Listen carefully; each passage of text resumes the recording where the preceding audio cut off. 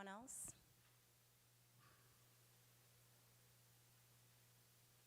I'll wait. Silence is okay. So nothing else was impactful? Nothing, a quote, a thought? Nothing? Thank you, Muffin. Well, I think that, it was so much that was said and that was taught and that we got from it. But I don't think anybody else could have did this but Dr. Ball, you know. And I'm glad I'm a part of it. Yes. But as our brother Chris said and Sister Ashley, which was really good, I have that problem, had that problem, because people don't think like me. And even when we did the little, what can I call it? When we did the little, me and Jesse was partners.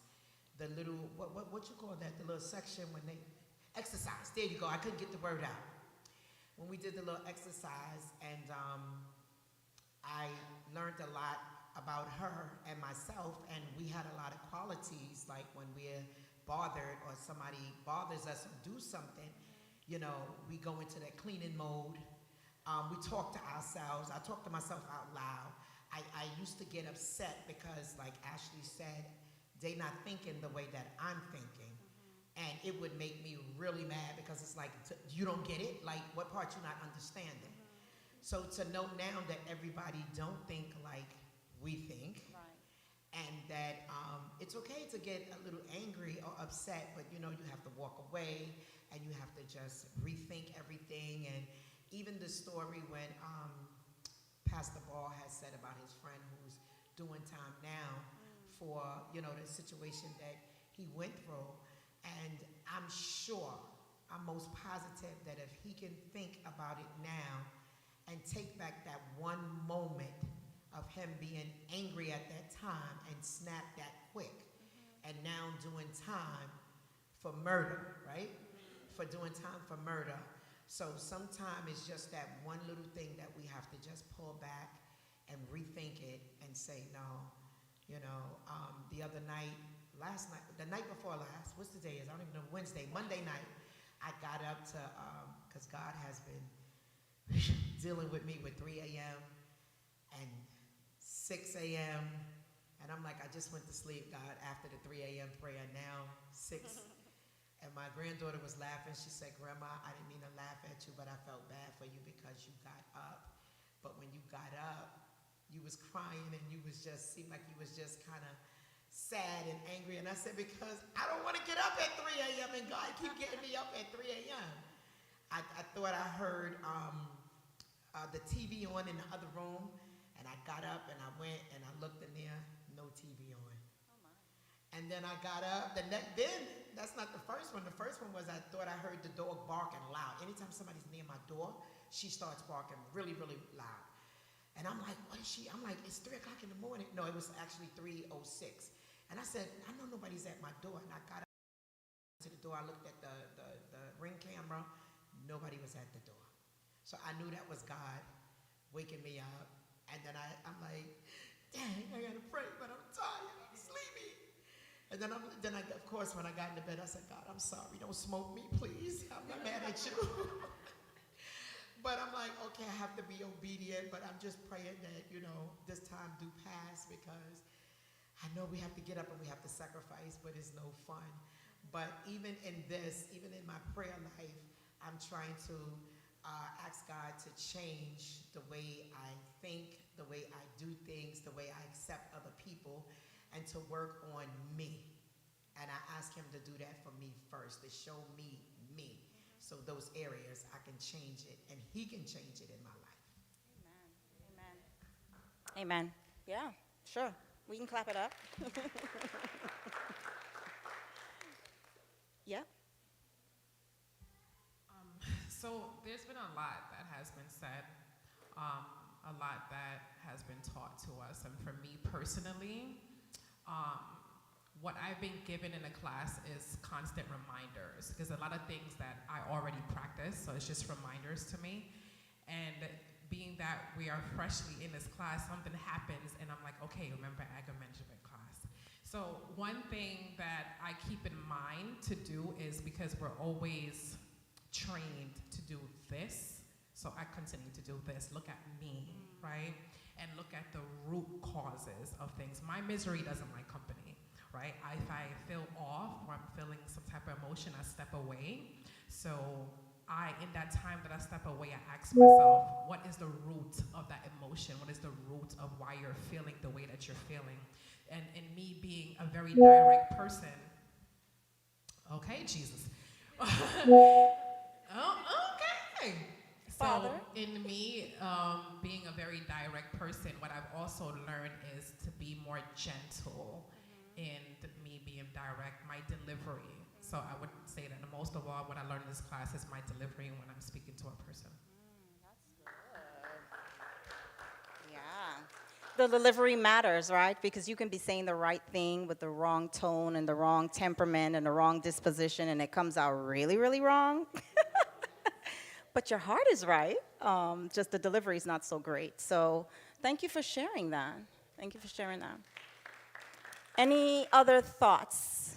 Any tools, any specific tools that you have learned pertaining to triggers?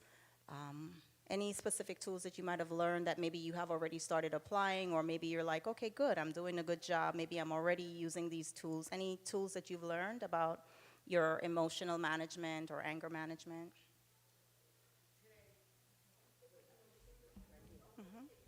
Yes.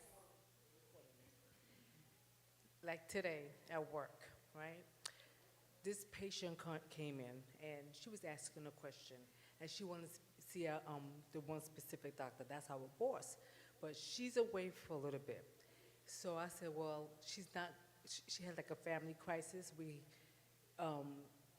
have another doctor you can see. Oh, well, I've been here so long, and I have to see this doctor. I said, well, she's not here. I said, I'm just telling you, you could see this other doctor. Oh, I said, so you know what? What if, God forbid, something really happened to this doctor, and at this point you might need to see this doctor? Oh, you don't know what you're talking about. You don't know what you're talking about. So I said, okay, no problem. So I gave my coworker to take care of her.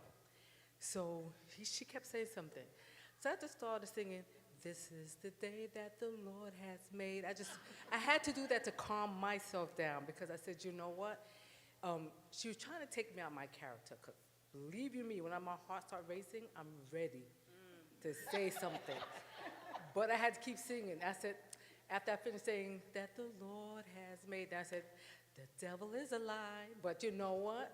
I just said, so at the end, she saw the doctor. She said, you know what?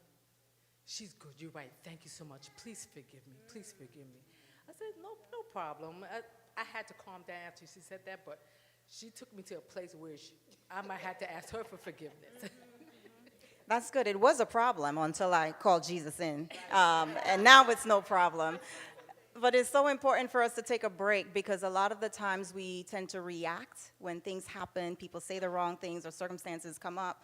We want to react because that thing, that thing that comes up on the inside of you? Has anybody been cut off on the highway? You know that thing that comes up? Comes up on the job, it comes up at home, everywhere, right? But yes, taking a moment to really pause and reset and reframe your thoughts and your energy before you say anything, so that it does actually come out the right way and you have the right response. So very good. Any call to action? So is there anything that anyone is saying, you know what, after these 3 sessions, and maybe even after today, that I'm going to take this particular objective to make some changes in my life? So anything that you will do differently after being a part of these sessions? Well, I've been into 2 sessions. This is my 3rd one, I think. I missed the first one, but I really got a lot out of it, because I did not realize how much anger that I had within me from being a kid with adult responsibilities. And that was the hardest thing. So when I came in, I just looked at within me, and just listening to what this gentleman had said, I had to do some soul searching. Yeah. And I had to check me, because I have this thing with me that it's like do what I said, and I just want it done. And the approach come out the wrong way. Not that I mean to let it come out that way, but it's the anger that was within me, and I have to catch that. And it's not always what you say; it's how you say it. And I came to realization about that. So I just asked God to work on me and create in me a clean heart and a right spirit. Because my heart is right. I think my heart is right, but is it really right with God? Right. You know, so that's another thing. And then I also slow to, wait, is it? I'm sorry. Slow to speak, quick to listen. And I just had to look at that a little bit, and I said, oh my God. I said, when people say things to me, I'm good to just go at the neck with it. And that's not a good thing. Right. That's not a good thing, because then later on I think about it, and I said, why did you do that? And Dr. Ball was talking about some of that. And I said, you know what, this is me all the way. So I'm just thanking and praising God for these classes, and I wish it can continue on, because a sister need to be here. Thank you. You and me both. Thank you. Thank you. Others? Other call to action? Anything that you're saying once I leave this series that I'm going to do something differently? I recognize something that I need to make a change on, or I want to make a change on in my approach, the way I think, the way I engage with others. Oh, yeah, we have a taker. Mine will be stop holding everything in and actually saying what's bothering me at the time. Because I have a habit of holding everything in, and people, I forgot which session it was, we talked about, I think Dr. Ball said, they're going to say, oh, this was easy, let me do it again, let me do it again. Right. I feel like people realize, like, oh, she's calm, she's quiet. They don't really know. Right. So I'm learning to, and then my kids will get the outlash after a while, because I held it in. So now, especially last week at work, because I work with kids in school, I learned to say my piece nicely, but I learned to say my piece, and I said, I'm not going to do this today. Not today. Thank you so much for that. Yes, sometimes we bottle things in, and then it, finds its own form of expression, and often it comes out at the wrong time, in the wrong way, with the wrong outcome. And so I think finding the right words, Dr. Ball said, that which we cannot put into words, we cannot put to rest. And I think that's applicable here too, right? Finding the words for the things that we're feeling and experiencing on the inside. We give it a form of expression. I want to say, with me, I'm very straightforward, and that's something I have to work on. Because if I go to a person, I'm thinking about my feelings, not theirs, and I come out very strongly. And I'm asking God to work on me with that. And also another thing, you could say something like, move the box. I say, move the box, but they would say, I said it in a mean way, but you said it, but we said the both same thing, move the box. So I'm saying, well, maybe it's my tone. Maybe it's my tone, the way I said, move the box, but when Angie said, move the box, maybe she had a more humble, calm, Softer. yeah, softer, softer way. So I said, you know what? Maybe I need to practice. And Bishop Ball, that's his name. Yeah, Dr. Ball. So he said maybe because he used the doctors, an example that we have to practice when doctors go into doctors. They practice. Yes. They practice on you. So I said, well, maybe I need to practice my tone, or maybe talk softer when I say move the box. So that's something God is working on me with.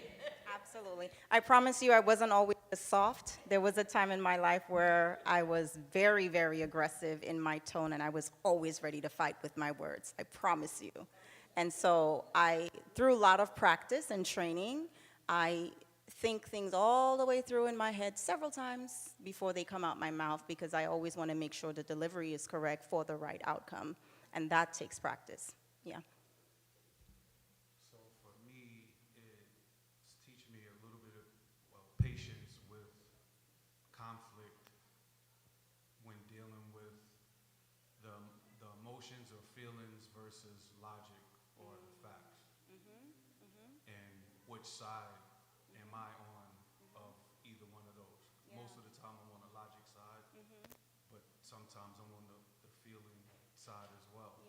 So just having a little bit of patience and kind of stepping back and not getting worked up, knowing that, okay, if a person is coming out because that if they're responding based on their feelings, and I'm using a different, like we're both on different parts of the spectrum, and just how to deal with them with that.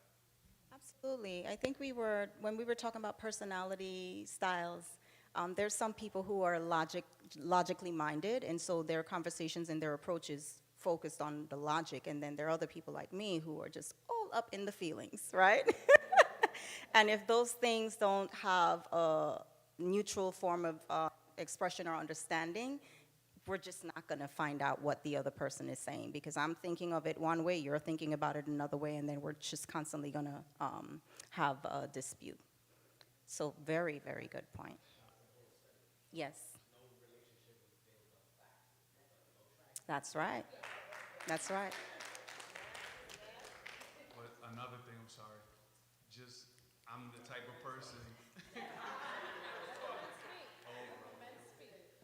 I'm the type of person that's like, okay, I know myself. I know, like, okay, it's not a good time to deal with it. So when I'm done with the conversation, I'm done. Yeah. But my wife, on the other hand, is the type that it got to be now. So then when I say it's done, it's almost like I'm winning, but I know it's not going to be a productive Right. conversation. I know we're not seeing eye to eye. Like, it's kind of almost the same cycles, almost over the same things. Yeah. And I'm like, I see it. Yeah. But I could be better at when it's time to talk. Because I don't necessarily go back and say, hey, let's talk about it now. Like, I leave it alone and it's done.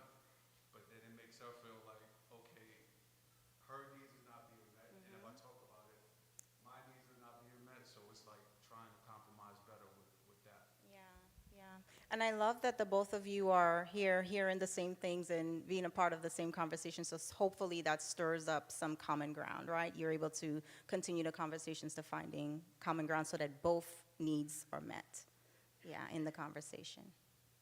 Yes.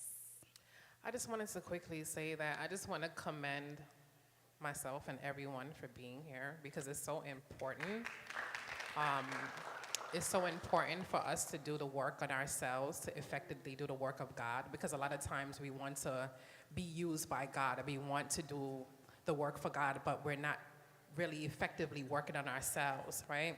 And so in a time when we're living in where gifts are so contaminated and corrupted, and they don't even realize how corrupt they are, this is such a good revamp and a step back so we can effectively be launched in the Spirit. And one thing I'll say is it's so important for us to overcome those things, because what we don't tackle and overcome, our children and our grandchildren will have a harder time overcoming it. So we're building healthy families through, making sure we have a healthy mind and making sure that we make some corrections deep within ourselves of things that we don't know that's there, so we can be effective in the kingdom and in our home. Absolutely. We're definitely breaking some generational things, because a lot of the things that we ourselves are or have contended with might have been passed on, right? It's what we were taught, it's how we were raised, and so these conversations really direct our attention to where we are and what we need to break and stir up and break and undo so that we can really become. And I think in us doing that, we're stepping into the right position, and then those that are to follow behind us don't really have to deal with that anymore, because our form of expression is now coming from a different place. And so we're raising up a different generation in a different way. Well, thank you all for engaging, and I'm going to pass it on to Mrs. Ball. Give her another hand for that great review. Now, what you guys don't know, that was actually a prep for a pop quiz. No. We're actually going to play a game. I don't know how many of you have done it before. It's called Kahoot. It's an online game, and you will need your phones. It's fun. And so we have 15 questions for you. They'll go fairly fast. If you weren't here, you can still try to play along. We can have as many as 25 people play the game. And so Minister Kerlisha is going to get us up on the screen for that. And then we'll go from there. But thank you for sharing, the impact of the sessions. It's always great to hear feedback from participants. And so thank you for that. And being open as well, and being willing to listen and to share. Okay, we can hit start, and then you'll see a code is loading the pin. And you can either scan the QR code, or you can go to Kahoot, KAHOOT.IT. If you're close enough, it's easier to just scan. But you can go to Kahoot.it if you're not close enough to scan, and then enter that game PIN, 893-8517. And then pick a name. You can pick your own name, or you can pick a fun name. You can go incognito so nobody knows if you gave the wrong answer. All right, we've got folks joining. Good. So it's either scanning the QR code or going to Kahoot.it and then entering the game pin. All right, so we've got 5 people so far. Let's go, let's go. Kahoot.it. Just go to your browser, whichever browser you use, Safari or Google or Edge. Or KAHOOT.it.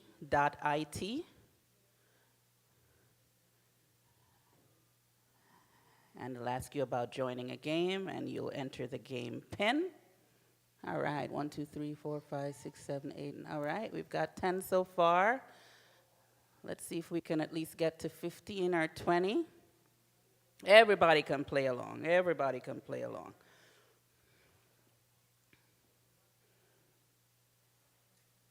If you're still trying to join, say, wait for me. Okay.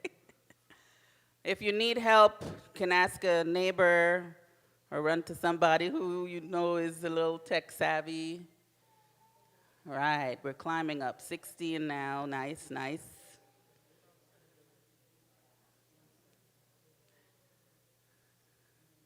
I like you guys are using your real names. That's good. You're brave. I always use incognito just in case. All right, 17. Still trying to join, say, wait for me. All right, so like 2 more. Very good, very good. Somebody took, uh-oh. Nice. Still trying to join? We good? Still waiting, okay. We have spots for 4 more people. You don't want to miss out. It's going to be fun.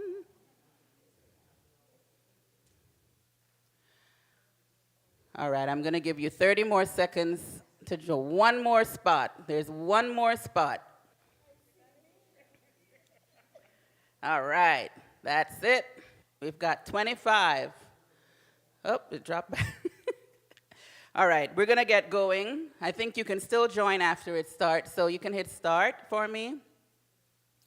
And basically, you're going to try to match the shape that you see for the question with answers at the bottom of the screen. Okay, first question. Which of the following is a myth about anger? It will be on your screen as on your phone as well. You don't have to read up here. Yes. Pick the shape that corresponds to it. We had, one. All right, are we missing the music?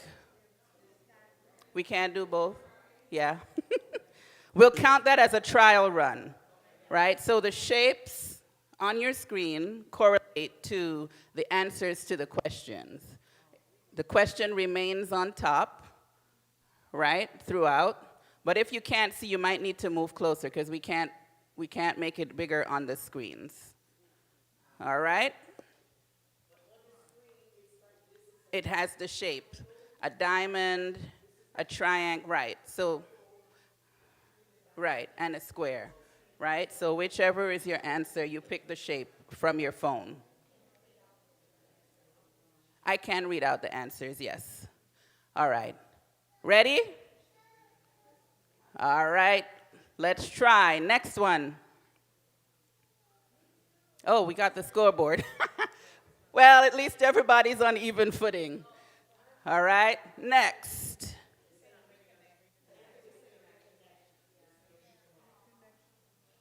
Uh-oh.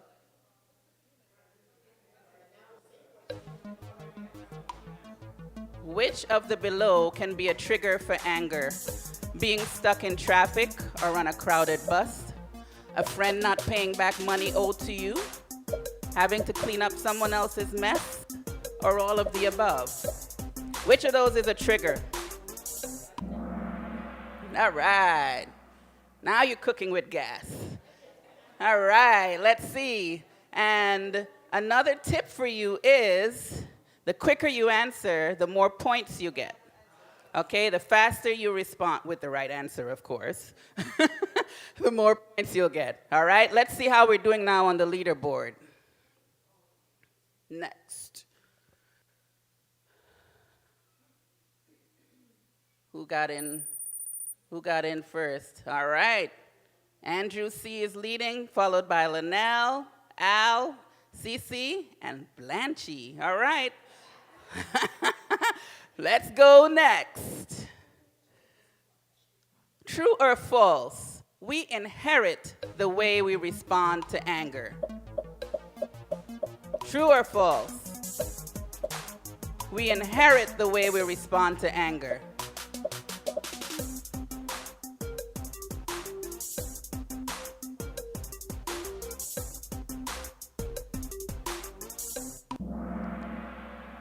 False. Yeah. I was seeing celebrations. All right, all right. Uh-oh. Where did Andrew go? Uh-oh. All right, it looks like we have a whole other group now. Okay, let's keep going. Let's try to stay on that leaderboard. All right. Which of the following are the 4 categories of the anger cues? Behavioral, psychological, physical, emotional, cognitive, aggressive, behavioral, emotional, cognitive, physical, aggressive, emotional, psychological. You have 10 more seconds. Anger cues.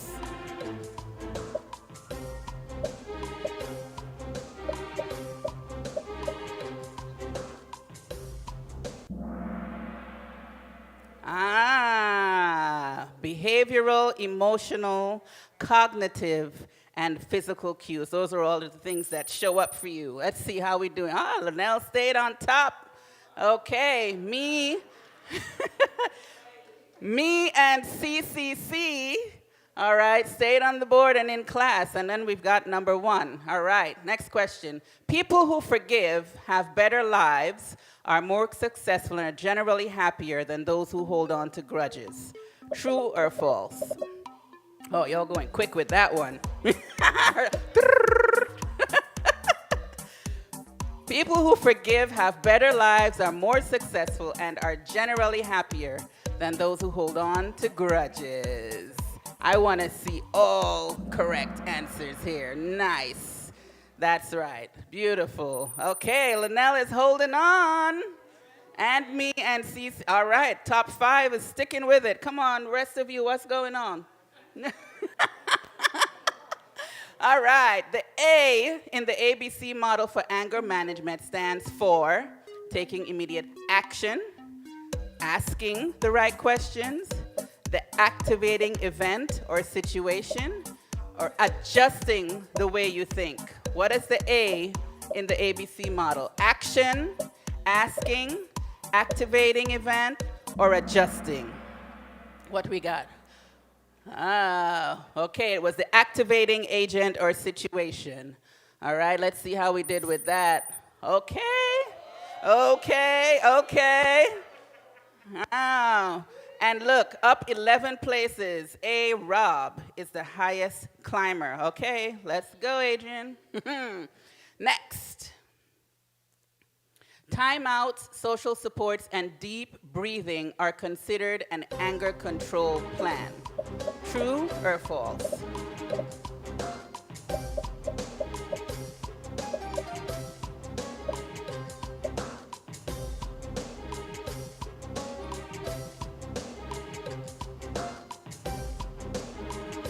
All right, what we got? True. That's right, and we talked about some of that. Some of you shared, right? You shared earlier about taking that break when the patient came in and was trying to start with you. You sang your song, right? You used several tools, right, to calm yourself down and be ready for the next interaction. All right. What does it mean to respond versus react? Stop and think instead of doing what you normally do. Step away for a moment. Try to see it from their point of view, or all of the above. Respond versus react. All right, nice. That's right. All of the above. Let's see how we're doing now. Okay, CCC still on top. Let's go. Andrew C., you moved up 5. Keep it going. Okay, who remembers this? How many F's? How many F's? Let's see how quickly you get it. Same question as the other night. If you remember the answer, you got the answer. How many F's?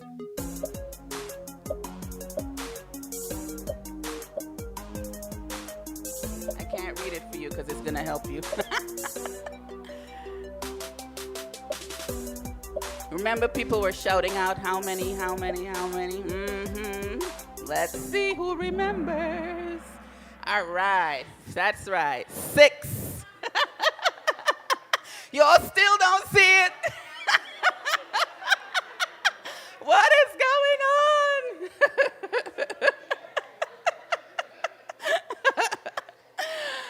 Oh, man. Next. All right, who got that one? Okay, in class has moved up to 2nd place. Me, Linnell, I see. Hey, Rob, you're coming on up. Very good. And 6 players just answered 3 questions in a row right. Which of the following are from Dr. Tony Fiore's 8 anger control tools? Respond instead of react. Develop empathy. Seek a therapist. Forgive and forget. Develop empathy. Pray. Pray. Adjust expectations. Retreat and think. Develop empathy. Communicate. Adjust expectations. Very good. We put some tricks in there. While you should pray, that is not one of his theories. Okay.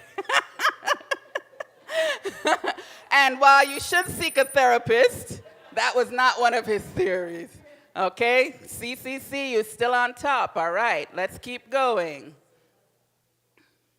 4 more questions. Build-up, explosion, and aftermath are known as what? The 3 steps of anger, the 3 modes of anger, the 3 cycles of anger, or the 3 symptoms of anger. Build-up, explosion, and aftermath. Time's up. Yes, the 3 cycles. Remember, we had the little chart with the 3 pieces. Okay. All right. Who's going to knock that person down? They've been on top for a long time. Okay, next. The 10 distorted ways of thinking that fuel anger include what of these? all or nothing, documenting, blame shifting, perception, all or nothing thinking, magnification, should, must, and ought statements, emotional reasoning and projection, all or nothing thinking, overgeneralization, or personalization. Which of those sets are actually part of the 10 distorted ways of thinking? Let's see. Oh, very good, very good. Nice job, nice job. All right. She's still, oh, A-Rob is moving. Uh-oh, CCC, you better look out. All right, 2 more questions. The thought-stopping strategy means blocking and replacing distressing thoughts, to avoid escalating and losing control. True or false? What is the thought-stopping strategy? Is it blocking and replacing distressing thoughts to avoid escalating and losing control?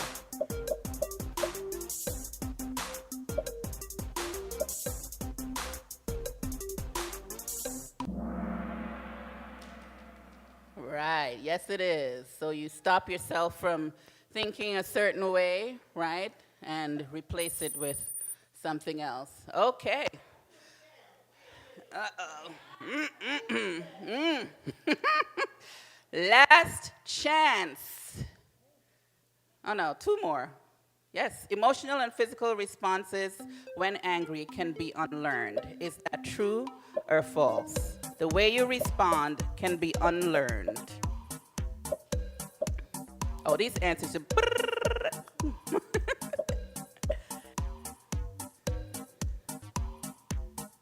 What we got?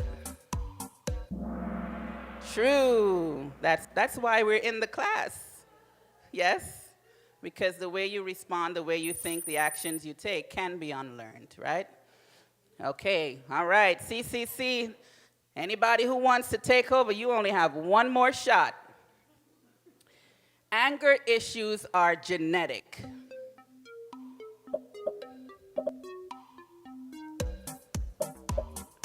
Anger issues are genetic. True or false?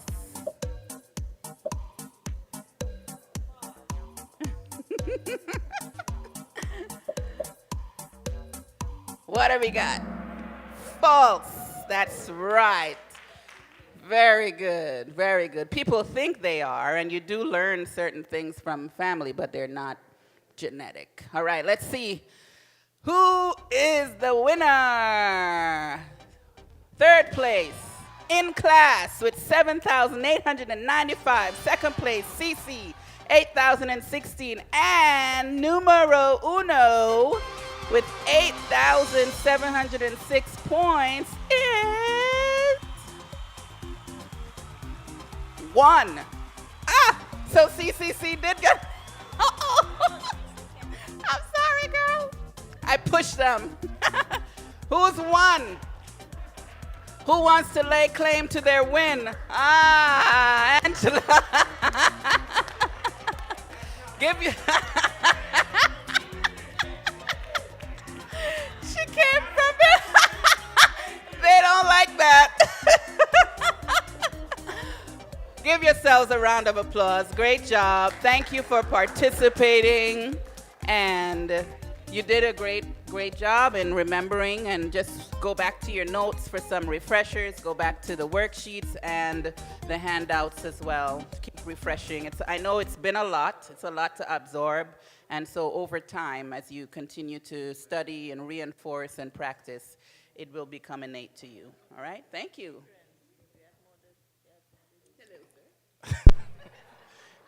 Please give her a hand.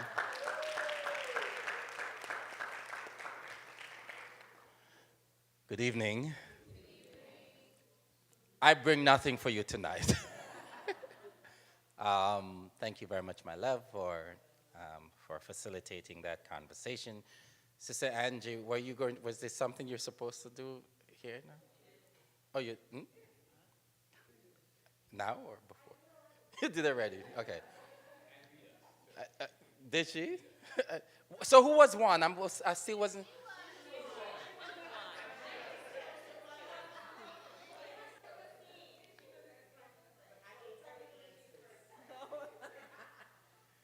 What did you name yourself? That's what I'm talking about.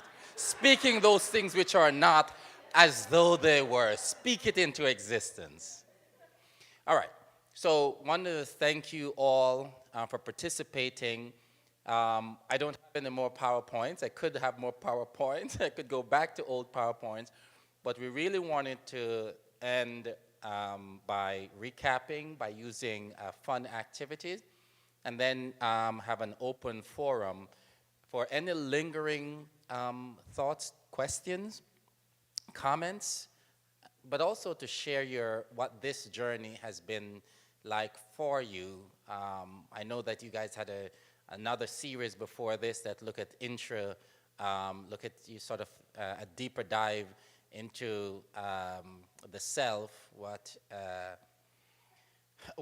Yolanda Seeley Ruiz out of Teachers College refers to as archaeology of the self, is what she calls it, sort of this digging into oneself and looking and reflecting and excavating and talking about and being true to oneself and your strengths and your limitations and the things that are yet undone, the work that has not been completed as yet. And so today, and then this series that we're wrapping up tonight, really it's an invitation to look at our interpersonal relationships.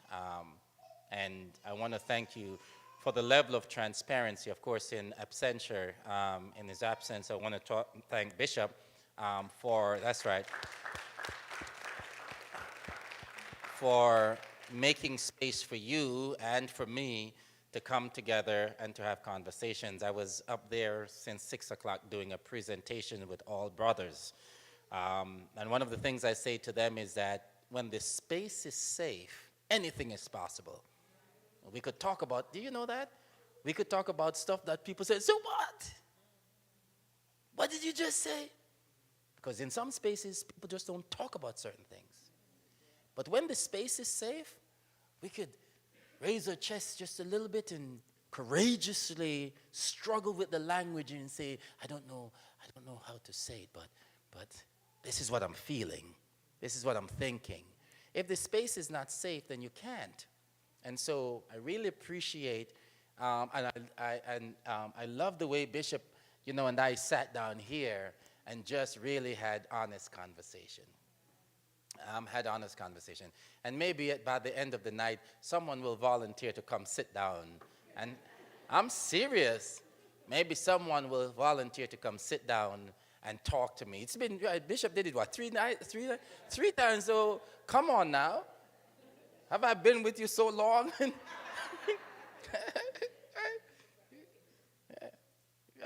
At this point, you should be able to teach others. And so maybe we want to end that way. Maybe someone will just say, let's talk, and allow others to listen in. So I want to really open the space, and I'll share my mic there's another mic there. There are two. Okay, so we'll do the same way that we have done in the past, but I do want to open the space of any thoughts, questions, comments, and then maybe we'll just end with some reflection as to what this journey has been like. So I want to suspend that part of the conversation. We'll use that as a closing activity.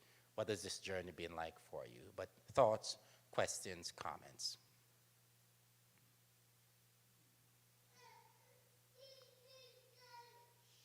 Yes, grab the mic, my brother. Evening again. Good evening. I would say, being that I've come to all 4 sessions, it was a learning curve. I came with anger. I came bottled up.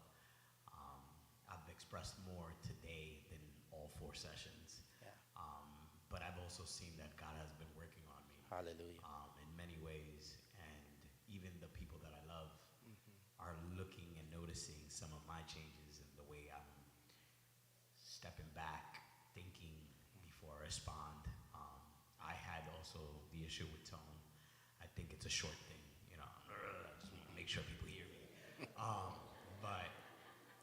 What a confession. Listen, even that, right? I appreciate that. But I would think it's just the fact that, a lot of it has to be me. So I've been reflecting. I've looked at myself in the mirror. I've listened gone back and just back to the word, right? Yeah. So hearing what you said throughout these 4 sessions, as a man, I look up to you and see that, okay, it could be done. So again, seeing my other brothers here and kind of Yes. just talking to them, Yes. even after or before, Yes. has given me a better understanding of a safe space. So, again, starting the first day was anger and still in my head, you know, overthinking. And then as the days and the weeks has progressed, I've literally just dwindled down that anger and just understood that it was all me and that my expectations in people, my expectations in others. And I would say I thank you, and we will be seeing each other later. Put your hands together for my brother. Thank you so much for sharing, my brothers, and that's what it's all about. It's wonderful to be in a space where you can, one, admit that it's you. Two, you could celebrate that I'm getting better in a space that is safe and welcoming. And I think that that's what it's about. Because what's the alternative? You know, when I was when I was a much younger man, I had a supervisor. It was the best supervisor I've ever had. I speak of, her name is Lorna Morgan, and I worked for the Children's Aid Society. And she is this short. And she was the supervisor of all these brothers. And we were social workers, and I was the program director, working with young boys in Harlem as life coaches and mentors. And we would sit around these tables, and those meetings were awful. They were way too long. And we, and you know, like 3, 4 o'clock, she's just getting ready. She's just firing up, and you would be trying to leave, and she would hold on to your hand like this. She's not done talking yet. But I remember once we sat around the table, and we had these impossible jobs to be life coaches for these little boys. And they were like, we were supposed to stay with them from, they were in 2nd, 3rd, and 4th grade through high school graduation. And like we became surrogate fathers. And there were things that the expectation was so high, and there were just some things we couldn't do. It was just too much. It was just too much, because then we had our own families we had to go home to. We just couldn't. And we were pretending like we're doing all the work. You know what I mean? Like we're just glossing over, it's on the agenda, we're checking it off. Until one day she sat back. And she said, hello. She said, if you're not and it wasn't like a scolding or judgmental statement. It was just sort of, if you're not doing it, if it's too much for you to do, why don't all of us just admit right here that 1, you're not doing it, and that 2, it's too much for you. So we could strike it from off the to-do list and stop pretending as though it's happening when it's not happening.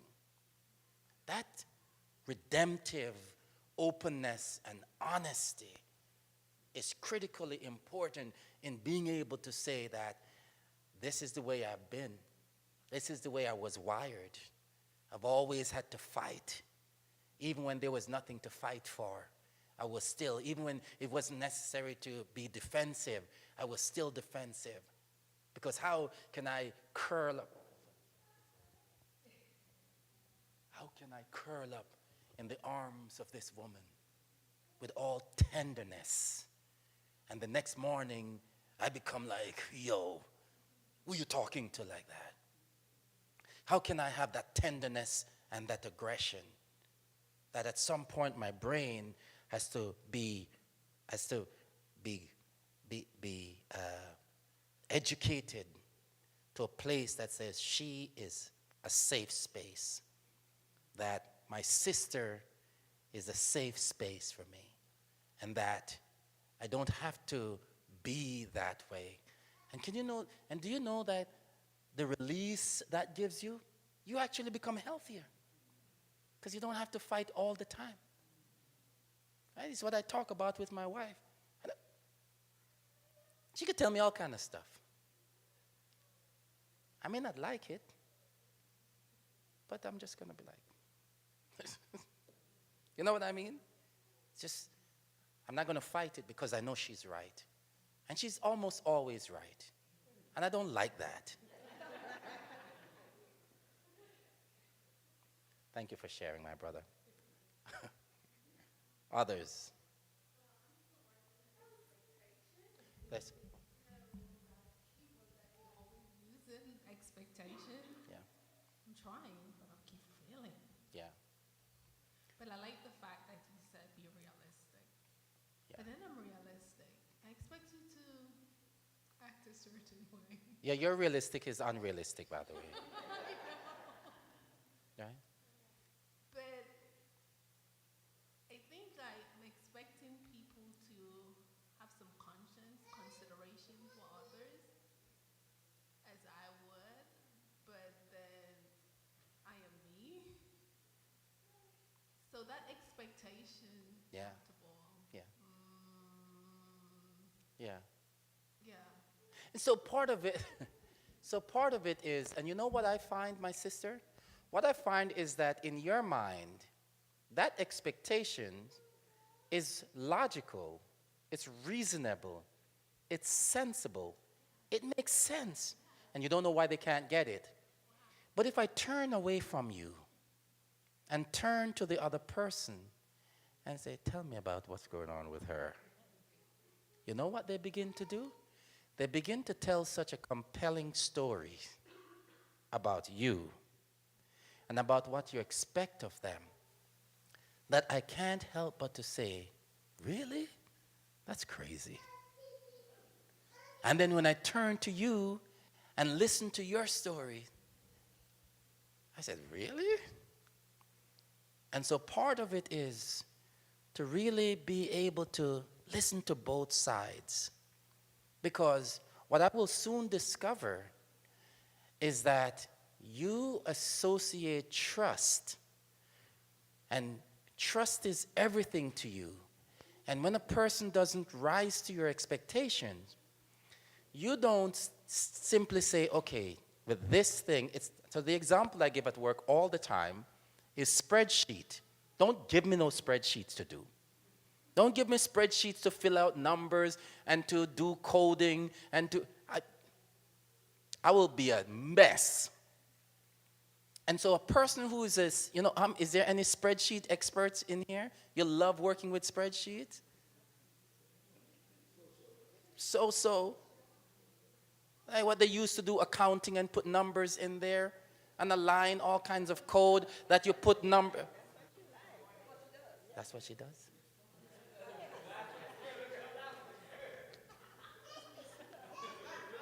Don't say anything else. I'm done. Go ahead. I'd rather you tell me you are not able to do something because to me your word is your bond. Mm-hmm. The trust. And if you are unable to, let me know. Let me continue with the line of argument I was making, and I'll come back to that. And so usually what happens is that your sense of trust, like I trust you and I expect you to do this. When a person fails to do that, what we tend to do, we tend to pass judgment and wrap around who they are as an individual based on their failure to complete this or their lack of competence. And oftentimes, a person failing to do that shouldn't be equated to complete trust or failure of trust. Does that make sense? And so I see it all the time. This person is an amazing human being, loyal as they come, trustworthy as they come. But in that thing that is a pet peeve for you, that means everything to you, if they fail to live up to that, you could easily, we do it. Because your word is your bond. You said you were going to do it. Okay, I said I was going to do it, but it actually turns out that because I know that you're so tough and you're so rigid, and when you say you want it, you need it now. And so what you don't see is that I'm bending backwards to try to. When I was leaving, I left work at 5 o'clock this afternoon. And I had one of my staff there trying to finish a project for tomorrow. And I said, what are you doing here still? They said, oh, I want to get it done. I said, okay. Because sometimes people, failure to complete things or failure to comply, we see it as that they don't care. And if any of your parents, teachers, and principals say that stuff about you all the time. When your little, let me use my kids. When my little bad kids go to school and do something that they don't like, you know what they say? They said, didn't your mother or your father teach you good manners? They summarize you quick. And there you are, putting them to bed, teaching them, training them. And the minute they slip up, someone just summarize you. You have no. We draw conclusions. Remember we talked about the ladder of inference? Remember we talked about that? We take a little bit of information and we make global conclusion. And so the business of offering grace, and also the last thing I will say is, a lot of us really are control freaks. It's true. You put this piece of furniture right here, or a cup or a vase or something, and someone comes and put it a little bit over.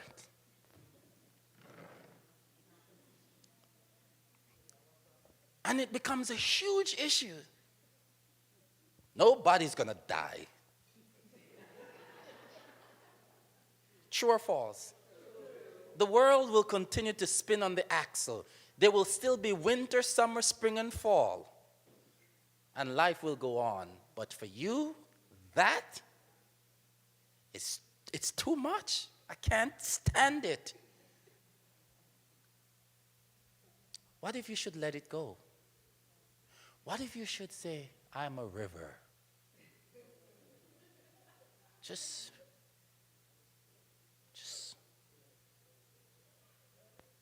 And as I'm saying that, some of you, your anxiety just started going up like this.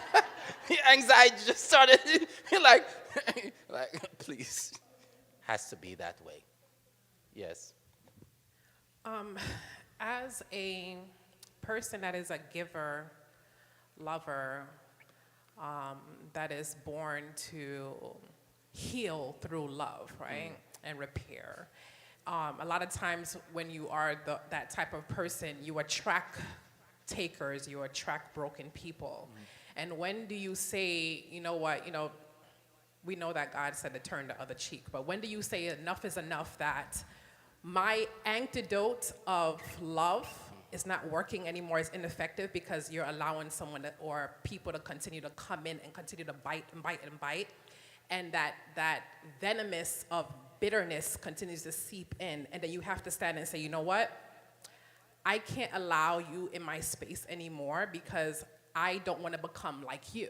So you say, you know what, that's it. So sometimes when is enough to when you have to work with someone, when someone is just around you all the time and you want to love them, but it's too much. Yeah.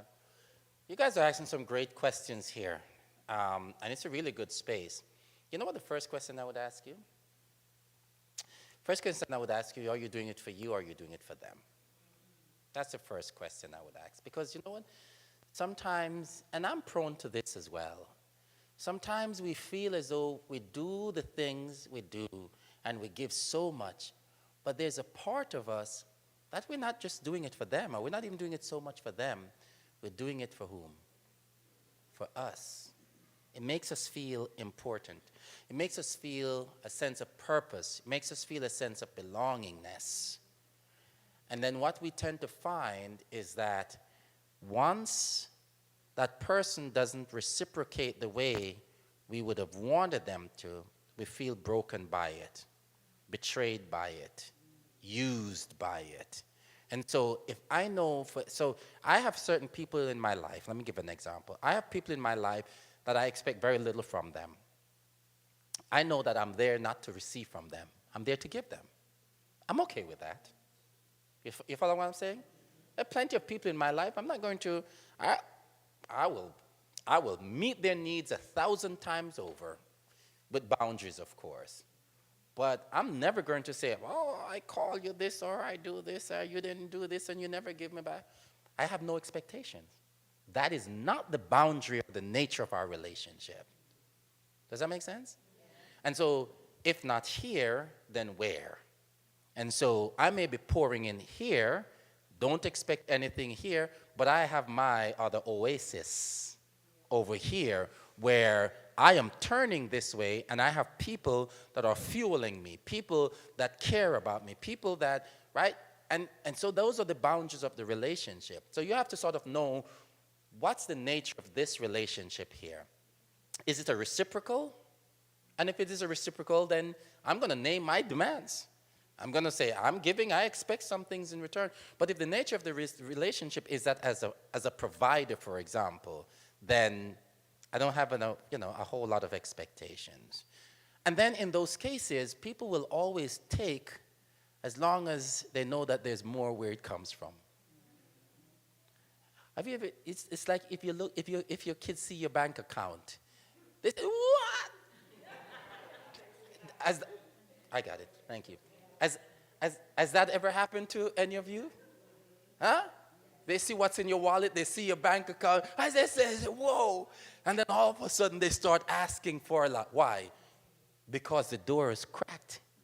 And they looked in there and they said, oh, you're not poor as I thought. And so what happens is that some of those relationships, people see that you have more love to give, more counsel, more resources, more time. And so they constantly ask for more. And so you have to name the boundaries of how much you're willing to give without feeling guilt, without feeling shame, or without allowing them to make you feel it. Because, some people will take and you'll be their best friends, and the minute you says no, the minute you says no, you see a different side of them.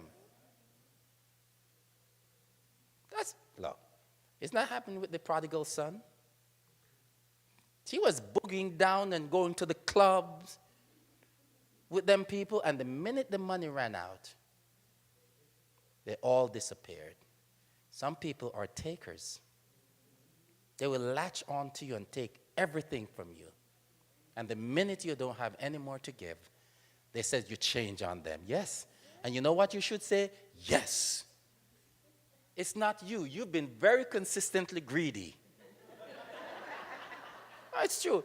You've been consistently greedy, and I am now, my apologies, I am changing on you. And I'm 100% okay with it. Right? I hope that answers your question. Tell me the part that I didn't answer.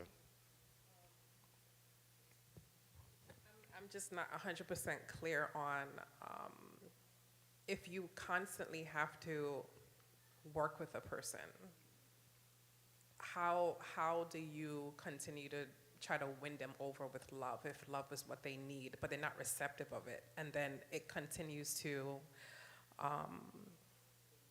have a negative impact on you because they keep biting you? But why do you feel the need that you have to keep on doing it? Why? What is it about? That's a good question. But yeah, well, that's the question, right? What is it about you that makes you believe that I have to keep doing it? It's like people say, I'm like, oh no, that's your problem. That's not my problem, right? And to be okay with doing like this, because again, the deep sense of fulfillment, or sometimes what we refer to as the savior complex, that I feel as though I have to. And at some point you have to say no, even with families, even with our own kids, even with those people that we love the most. At some point they have to save themselves or ask Jesus to save them. And be okay with, I will. And you know what's really, really, really, really, really, tell the story about our daughter when she had cancer. And it sounds crazy. But when that little baby had cancer, I did all the research, St. Jude. The cancer was so rare that they didn't even know what to do. And I started investigate, it's embryonal rhabdomyosarcoma of the liver. So, and sarcoma, anyway, let me not get into that. But I wanted to make sure that I left no stone unturned. And you know what I said? And it was a peace that came over me. Jesus, it's in your hands. And if she survives, it's in your hand. If you take her, it's in your hand. Because we have done everything that we could. We've loved her, we've kissed her, we've prayed for her, we've wept, we've done the research. We got the doctors to talk to St. Jude. We researched all of these places. And when you know that you've done your best with people and for people, to be able to say like this. And be okay with, sometimes you have to be okay with losing some people.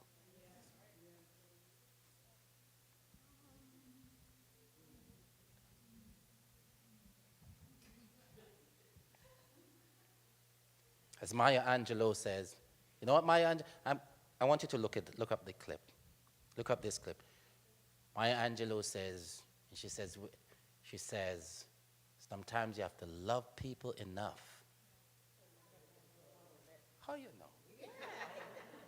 You have to love people enough to let them go. That's what she said. You have to love people enough to let them go. Because if you can't, watch this, you become captive and they become captive. And that is the worst place you can be. If someone wants to leave or they're not prepared to take, I don't give advice if people aren't taking it. Well, for what? You have the mic. I was thinking, About your spreadsheets? we receive prophetic words. Going back to the expectation again. Yep. Right? And then you mentioned something where you said you did all that you know how to do. And I think that's where, when you have done what, go back to like, God you said, but yet, Yeah.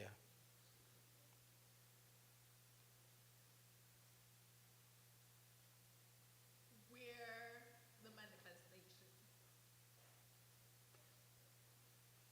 And sometimes the miracle happens in ways, you remember I mentioned this the last time, Naaman, who said, what does Naaman says?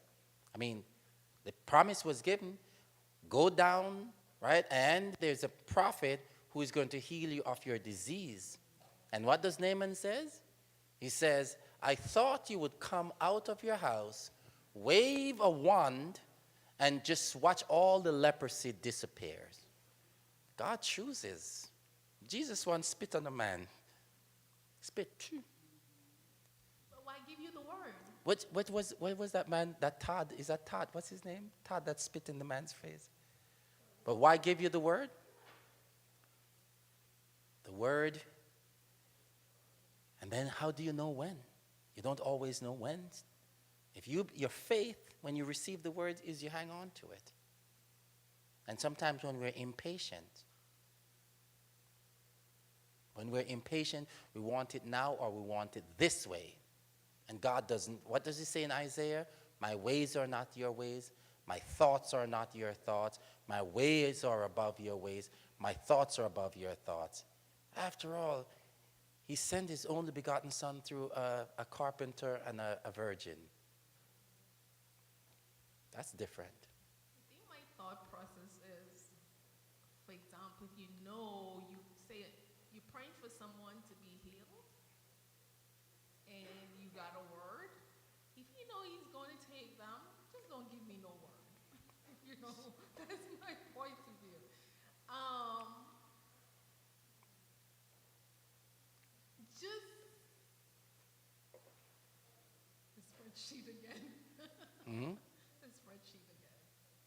Well, and then let's hear from some other folks.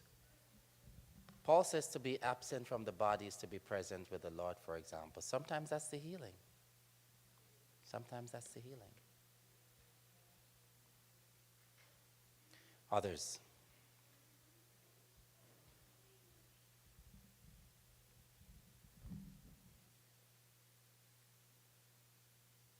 Yes, my brother. If you could pass the mic.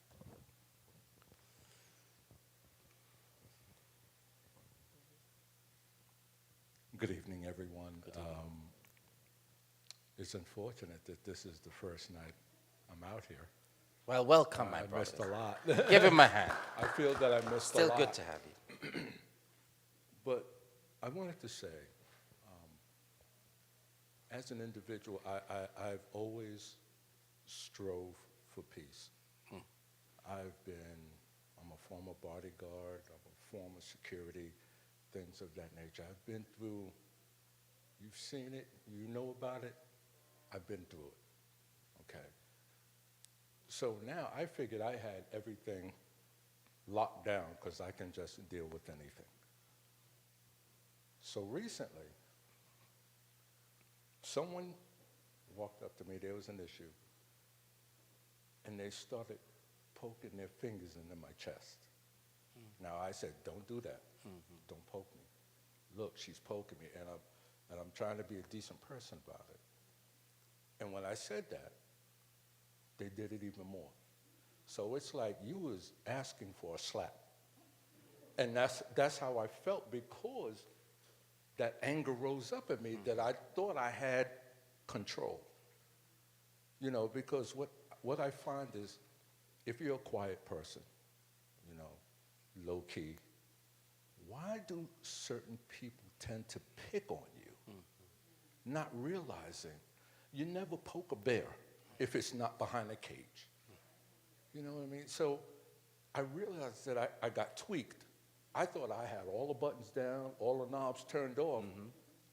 But that one more, I never had that happen in a long time. And I felt burnt. I was tweaked. But I said, she knows because I get very quiet. I get very quiet, because I know what's in your mind, right? Those split-second action or inaction can land you in jail, hospital, or dead.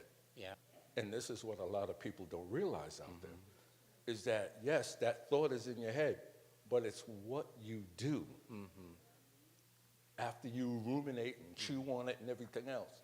Sometimes you just have to swallow it.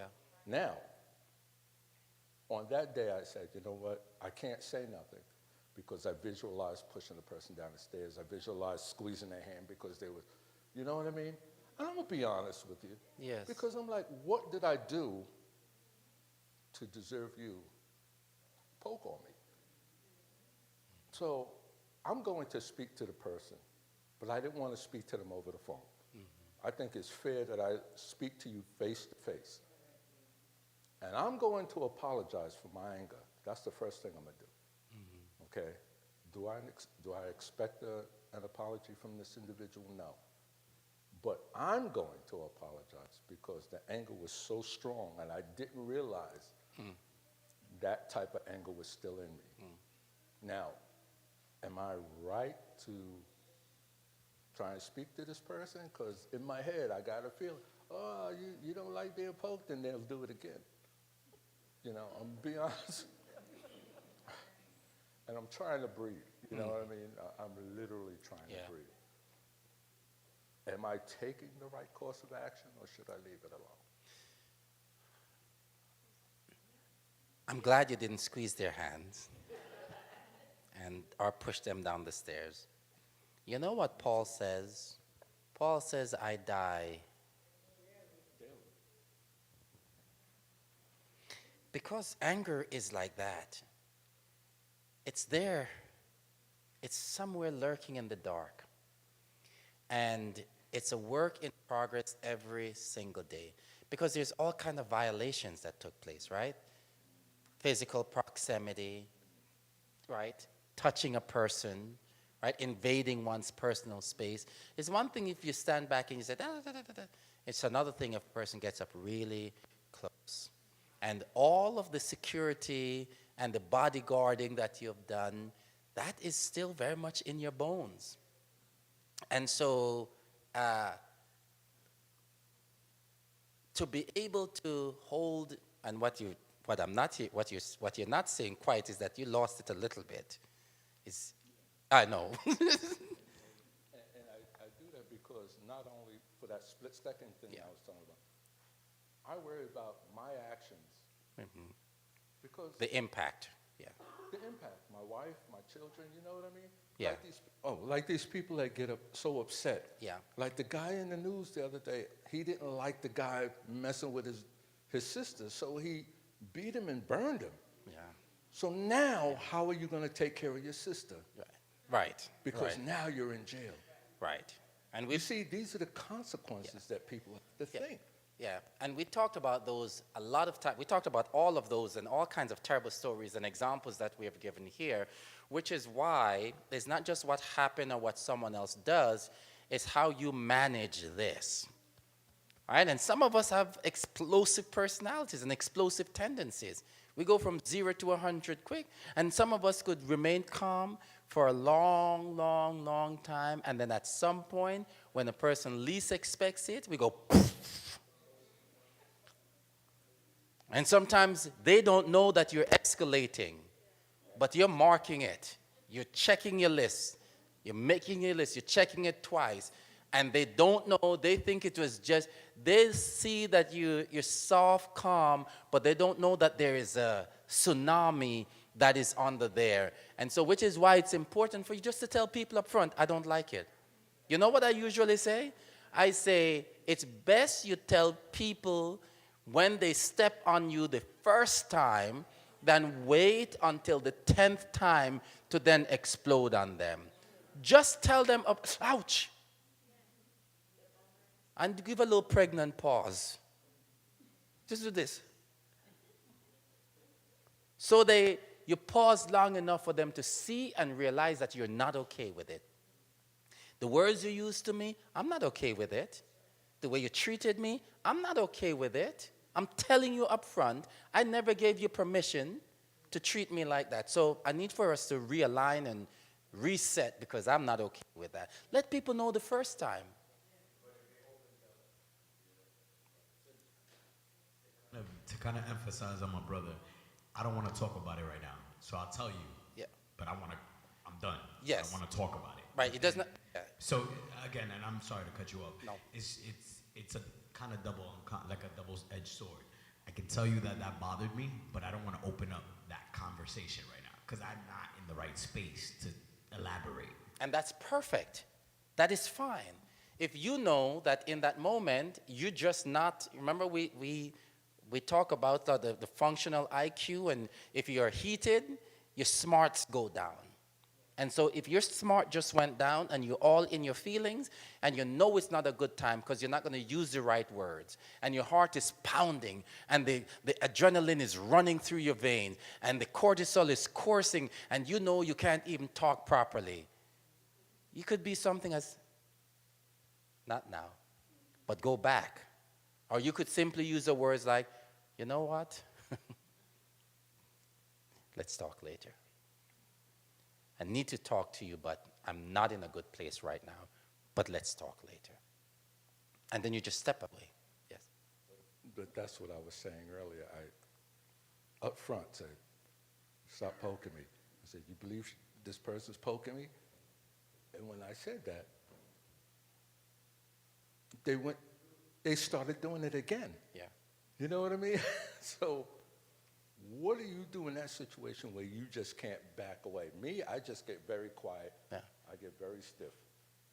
You know what I mean? Because I'm trying to control my emotions and the reactions that could come from Yeah. you know what I mean?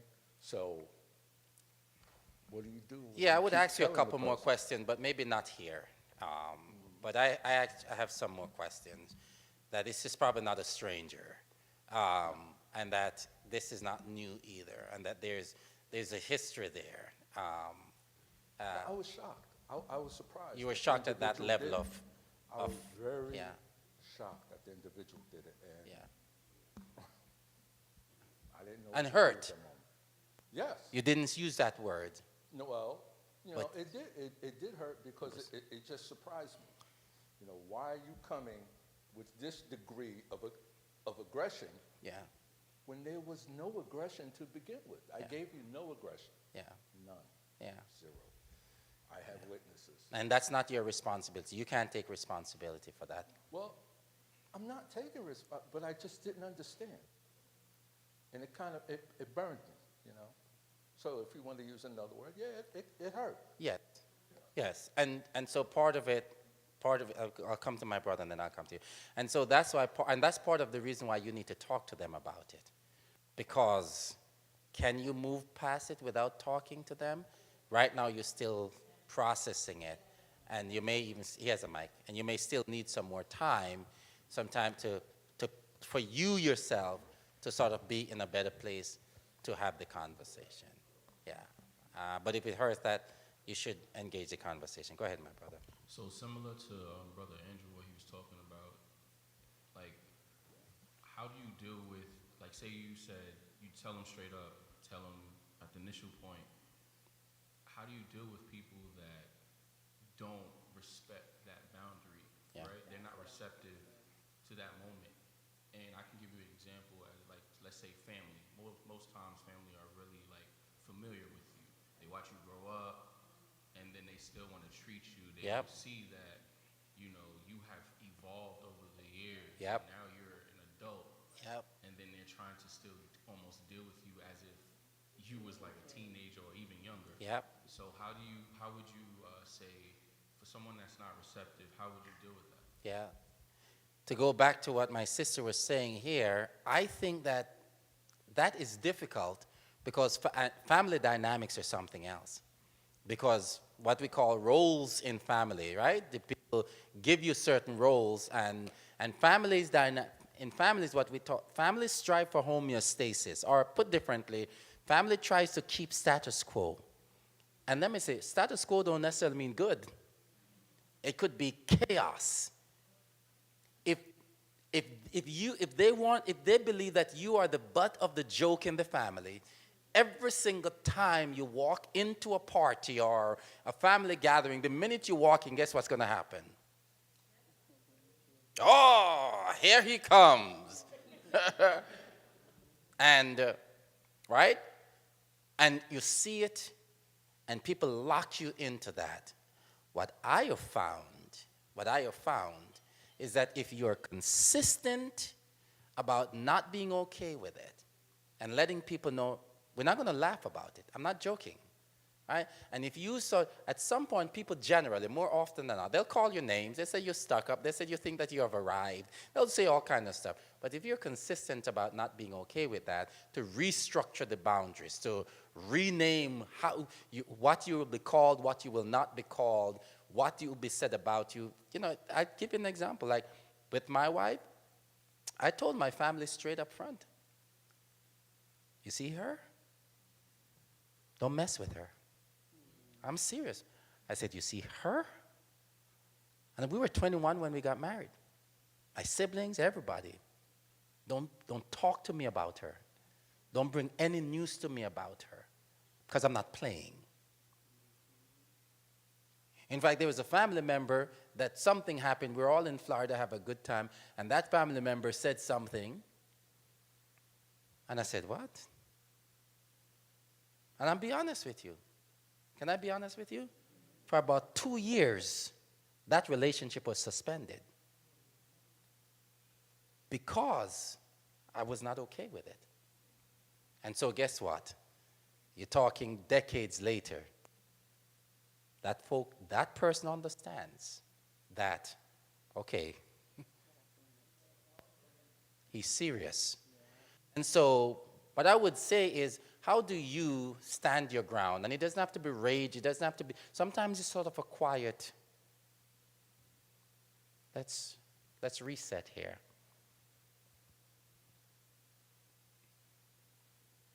And it's a quiet, let's reset. people try to keep you in the same box. Every now and then I go to places, and people who knew me as a young preacher it was like 30 years ago. You know, I'm bald, I'm old, I'm fat. I have young adult children. I've come a long way, but people freeze you. They freeze their image of you from wherever they had you, and they refuse to let you go. That's what they do. They refuse to let you go because the confrontation of realizing that you're no longer the same sometimes is painful for them because they have to realize, sometimes they're forced to realize that they're there and you're not. It's the same thing like you used to go down and boogie and do all them things with them, and now they see you up here. Hallelujah. Glory to God. Jesus said, and they're sitting there like, huh.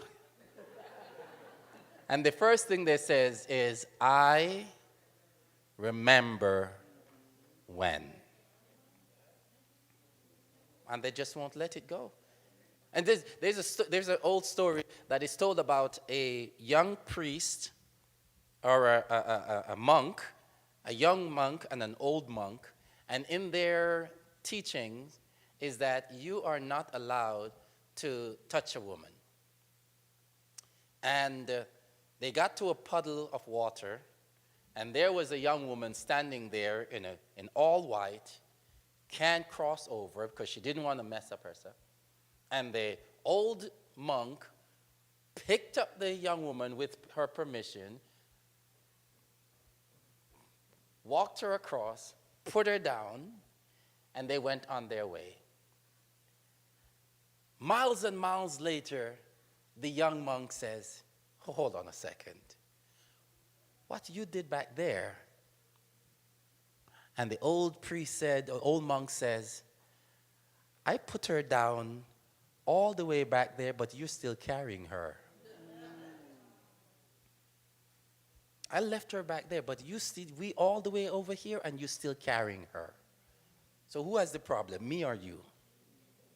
And sometimes people don't want to let go of your past. And they say about Satan, when Satan reminds you of your past, you remind him of his future. Fire burn them.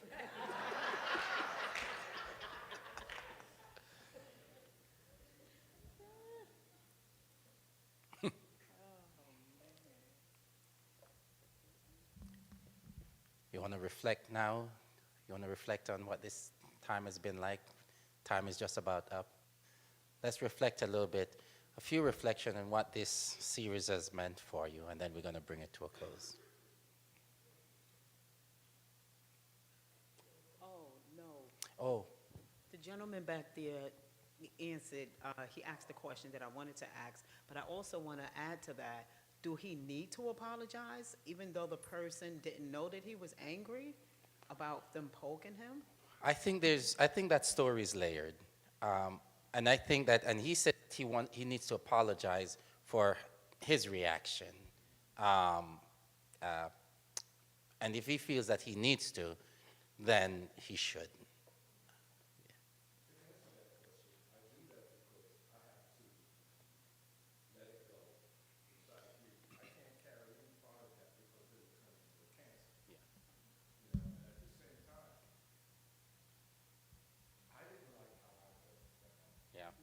Yeah.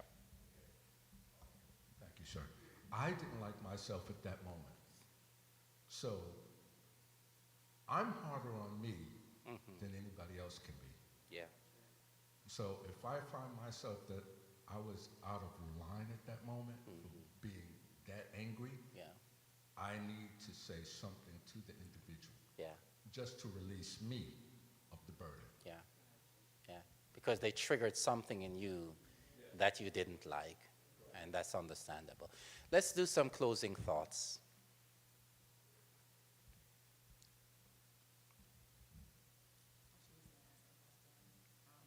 Okay. Ask. You mentioned about like being assertive when you're letting the other person know that this is not okay, you're not really feeling this or something like that. So what is the best approach in terms of, so if you're in, let's say it's a family situation, and so you've always let it slide, like it was okay and you let it slide, but then you noticing that it's bothering you, Yeah. or probably you always noticed that it bothered you, Yep. but because of the family dynamics or because Yep. of your positions. Let's say it's a situation where Yep. a person is in authority. How do you go about, I guess, erecting that boundary when Yeah. you've already just been okay with it and Yeah. let it slide? How do you go about now erecting that Yeah. boundary in a way that is going to be assertive? Yeah.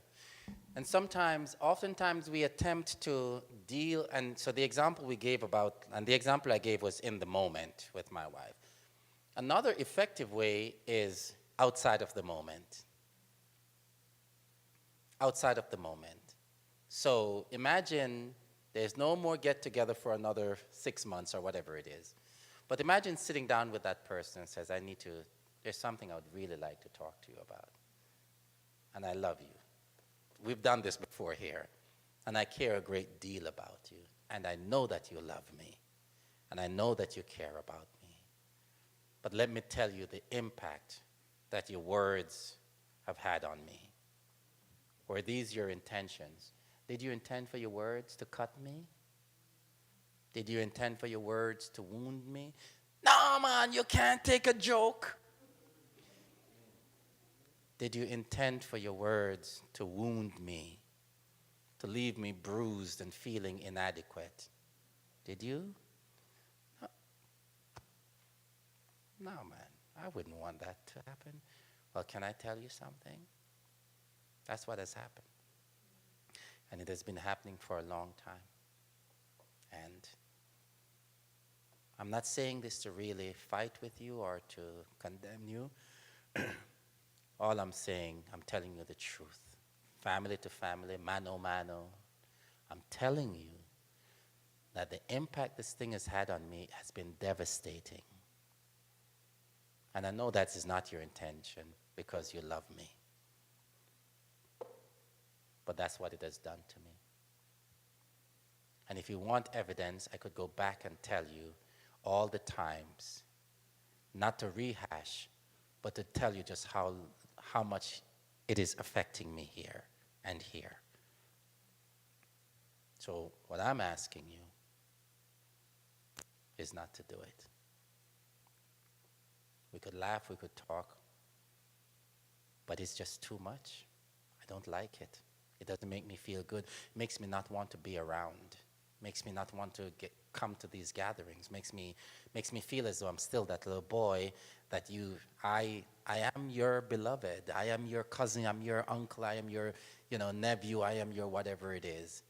But when you treat me like that, especially around others, I feel a great deal of shame. And we do that to each other. We do that to each other at family gatherings all the time. I'm the person in my family, truth is, and my wife laughs about it, I'm the person in my family that usually say, enough. Because I watch how people treat each other. And I'm usually the one that says, God has blessed me to have a sort of particular place in my family where people love and respect and trust my words. And I usually say, that's enough. Leave them alone. That's enough. And you usually almost sort of hear a pin drop. And people sort of move on. True, right, Nick? So just not, let's. Because then I watch it just like this. And then it becomes something else. And so sometimes it's outside of that space. Because sometimes that person who starts it, they feel as though they now have to, that's right, they have to finish it. Because they're going to call you sensitive, all kind of stuff. And before you know it, people get in their feelings. So sometimes the best place to address a serious issue is not in the moment. So I got you. Let's deal with this a little bit later. I don't know if that helps. Yeah. But part of the problem is usually if we don't deal with it there, and usually if and when we deal with it there, it's not always the best way. And by the time we get later, we go right back into the stream of things and we don't address it.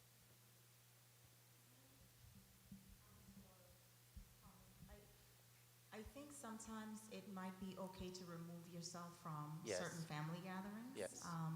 Because especially Caribbean cultures, it's hard to shift that culture. A lot of Yes. folks in my family are not formally educated, and so they're just stuck in a certain way of being. And even the way we joke with each other, the things we say to each other, when you grow up and you become educated and you have smarts, Yeah. certain things don't feel good anymore. You don't laugh about them anymore, but the family just keeps on because, Yeah.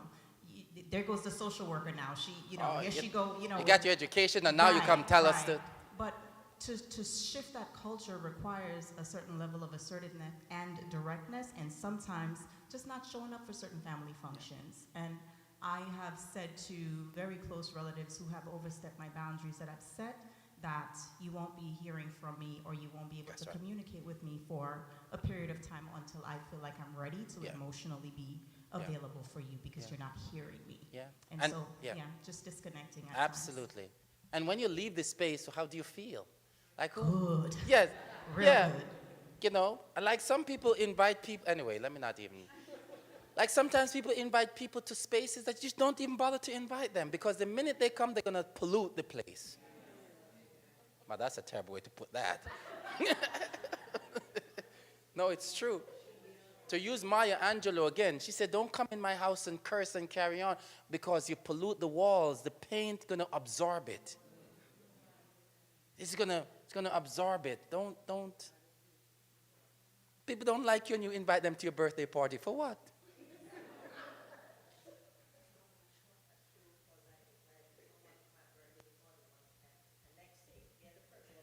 Fighting at your birthday party. My birthday What party. kind of cake did you have there? Have cake, wine, all those stuff. And then the next thing I know, me and the person was fighting because he's like, oh, you don't give me so much liquor. I said, I give you all the liquor, but you're still fighting. You should have licked 'em. Yeah. Selfish, it becomes about them. From that day, I just draw a line from that person and said, never again. You never come to no function that I put on. Well, welcome this evening, by the way. Now you're here. Now you're fully disrespectful. Out of order. Out of order. Before you take the little wine and keep it moving, gonna talk about. You want more wine? Go elsewhere. Anyway. Disrespectful. And you know what I say? Like, never cause a scene at people's celebration. Your job is to be as integrative. And if minute it becomes about you, you failed miserably.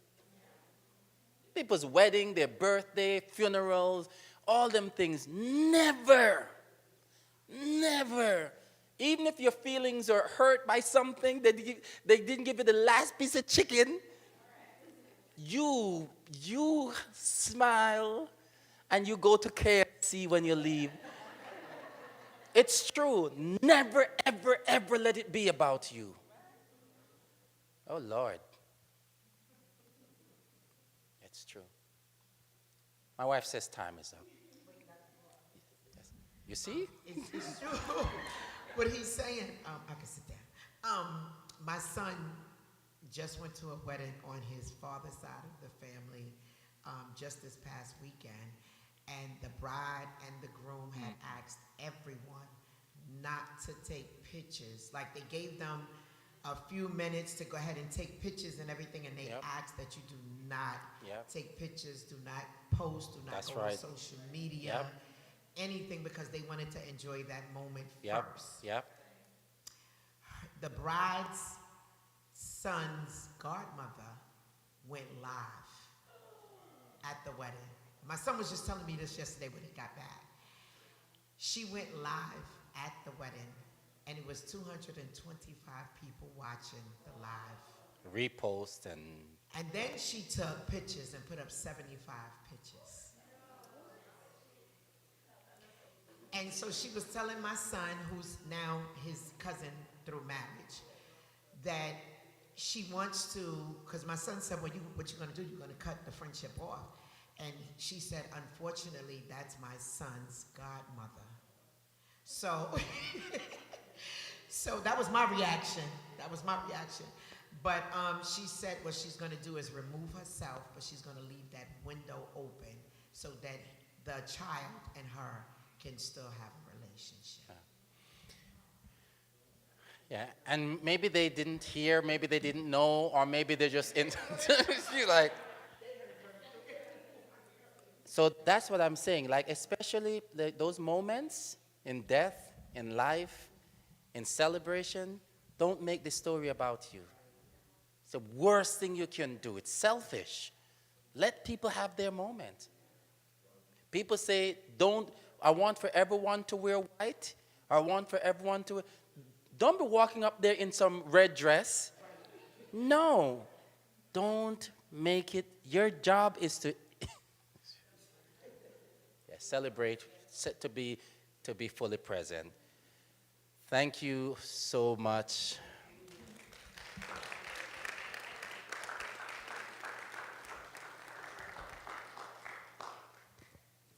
Thank you, thank you, thank you, thank you, Dr. Ball. And thank you, Lady Ball. And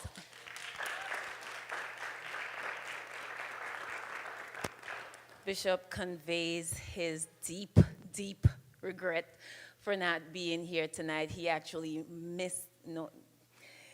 so he actually, I think I feel the same this week. I don't know why I keep thinking that today was Thursday. Since yesterday, I've been thinking today was Thursday. But he thought he was leaving on Thursday, and his flight was actually today. And so he did not calculate that properly. So he does send his regards. Yes, thank you. And yeah, thank you so much for these last few weeks. It has been tremendous. It has been eye-opening. It has been a definite learning curve. I know I'm not speaking for myself. I know I'm speaking for the collective when I say that this has been a definite learning curve. And I am truly excited to see how we are going to put in the work and see the end result of this, see this thing through the end, walk through this process. It has been, and I think purposely, God just, throws things our way and be like, okay, yeah, you're gonna walk this out, all right, let's see. And just throws all these little experiences from the time we've started this session to really dig deep and be like, are you sure you want to do the work? Are you really sure you want to do the work? To make sure that we're not just hearing it and we're feeling good and we're getting answers and we're writing it down in our books. And then when we leave from here, it's in one ear, out the next. But we're actively engaging in it and we're actively putting it to use. Being in a position in which I'm teaching this material, it's very humbling when I sit and learn the same material, because now it's getting embedded inside of me, and then when I'm putting it back out there, it has deeper meaning for me. And it carries more weight because I'm actively walking this thing out, and I'm not just coming with a textbook and telling you that this is what the textbooks say. This is life experience that I'm giving you. This is how I walked through it, and this is how you can as well. So I am super grateful for all of the impartation that you've been giving to us these past few weeks. I'm excited because I know you're coming back. So I'm super excited for that. And I'm not going to do Bishop's whole spiel about giving. That should go without saying. Sister Angela is going to bring the basket, and you guys are going to do what you do best. You can do it online as well. You can do it through Zelle, the regular ways that we do so. She did, right? But of course, the basket is here if you have good old cash to put it in there. Is there anyone who did not receive a booklet that has been coming to the classes and did not receive a booklet?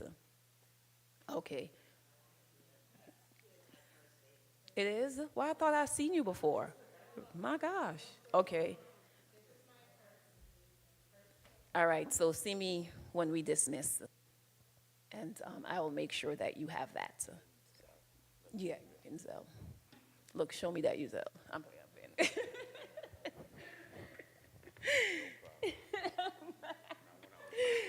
I want to emphasize that you really won because Angela was not supposed to be playing. I've been learning. Yeah. I've been learning.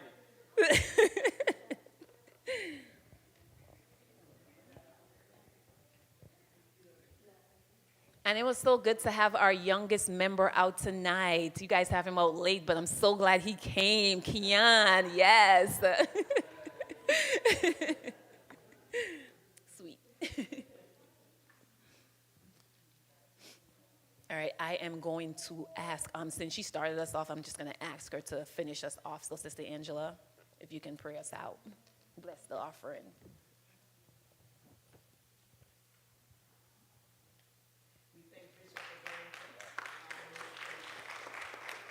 Thank you.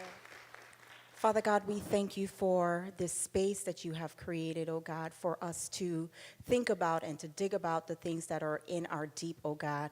We thank you, oh God, that our minds are being transformed to yours, oh God, and our hearts are being transformed to yours, oh God. We thank you that you are our healer and you are our restorer, God. We thank you that your word says that we can do all things through Christ who strengthens us, oh God.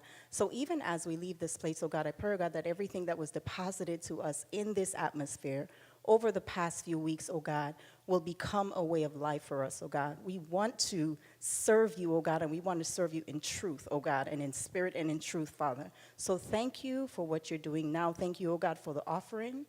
Thank you for everyone who have stretched their hands to give. For those who haven't been able to give, oh God, I pray that you will provide. Multiply our offering, oh God. In Jesus' name we pray. Amen. You are dismissed.